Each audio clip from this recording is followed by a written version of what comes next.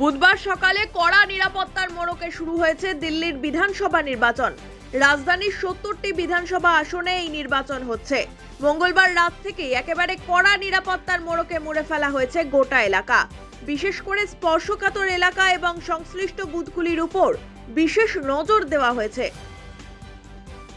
নির্বাচন কমিশন সূত্রে খবর, ৫ই ফেব্রুয়ারি দিল্লির প্রায় ১.৫৬ কোটি ভোটার ভোট দেবেন।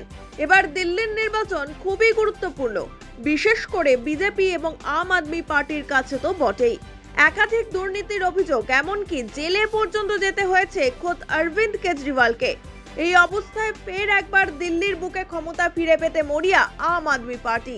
অন্যদিকে একটা সময় হাতে থাকা দিল্লির রাশ ফের একবার হাতে নিতে মরিয়া বিজেপি। ময়দানে জমি কামড়ে কংগ্রেসও।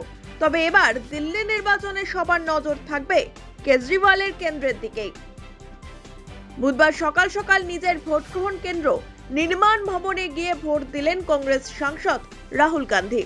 এদিন সকালে স্ত্রীর সঙ্গে ভোট গ্রহণ কেন্দ্রে পৌঁছন বিদেশ মন্ত্রী ডক্টর এস জয়শঙ্কর। তার ভোট গ্রহণ কেন্দ্র ছিল NDMC school of science and humanities education.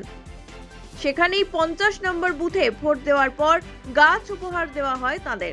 I've been an early voter, a Delhi voter, and I think the public is in a mood for change. Delhi বিজেপির সভাপতি বীরেন্দ্র সচদেব এবং তার স্ত্রী পটপারগঞ্জ বিধানসভা কেন্দ্রের ময়ূর বিহার ফেজ 1 এর একটি ভোট কেন্দ্রে ভোট দেন। मैंने कहा कि लंबे वर्षों का संघर्ष आज खत्म होगा। दिल्ली में डबल इंजन की सरकार बनेगी। विकसित दिल्ली बनाने के लिए आज दिल्ली की जनता वोट करेगी। दिल्ली में अरविंद केजरीवाल अपनी हार को निश्चित मानकर जिस तरह की गुंडागर्दी और गुंडई कर रहे हैं, कल रात को हमने देखा कि दिल्ली के मुख्यमंत्री आतिशी मार लेना, उनका सहयोगी 5 लाख रुपए के साथ पकड़ा गया। उनके साथ जो ड्राइवर पकड़ा गया वो दिल्ली के शिक्षा विभाग में कार्यरत है। तो आप समझ लीजिए कि पूरी की पूरी दिल्ली सरकार किस तरह से इस चुनाव में गुंडई पर उतरी हुई है। लेकिन दिल्ली की जनता इस सच को जानती है।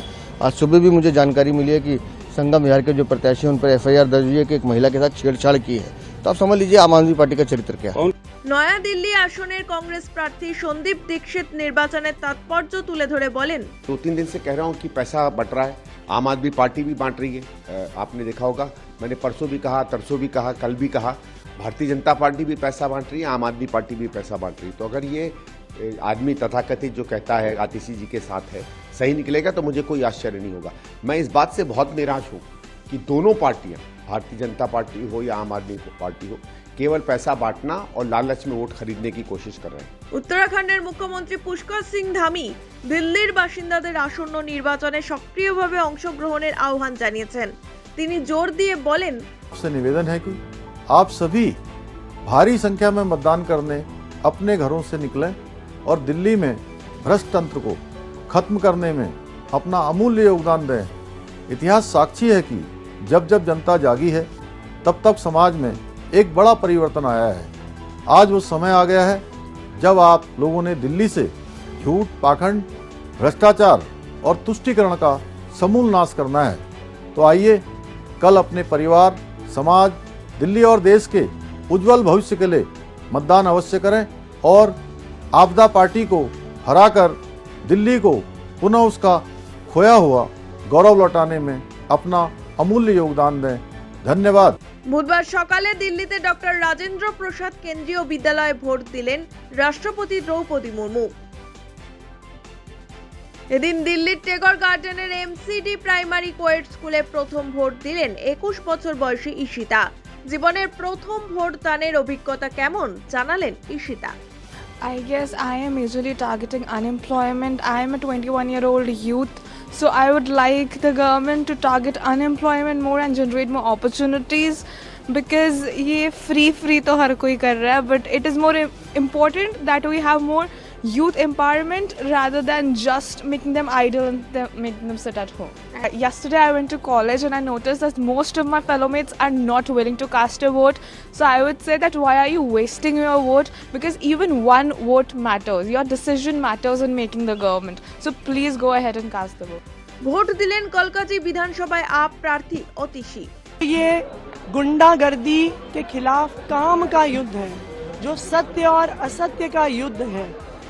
उसमें मुझे पूरा भरोसा है कि दिल्ली के लोग अच्छाई के साथ काम के साथ, सच्चाई के साथ खड़े रहेंगे, काम को जिताएंगे और गुंडागर्दी को हराएंगे। দিল্লিতে মোট 1.56 কোটি ভোটারের মধ্যে 83.76 লক্ষ হলেন পুরুষ, 72.36 লক্ষ হলেন মহিলা। এছাড়াও তৃতীয় লিঙ্গের ভোটার হলেন 1267 জন। এদিন মোট 13,766টি পোলিং স্টেশনে ভোটদানের কাজ শুরু হয়েছে। এবার দিল্লির মসনদে বসবেন কে, সেদিকেই এখন নজর দিল্লিবাসীর।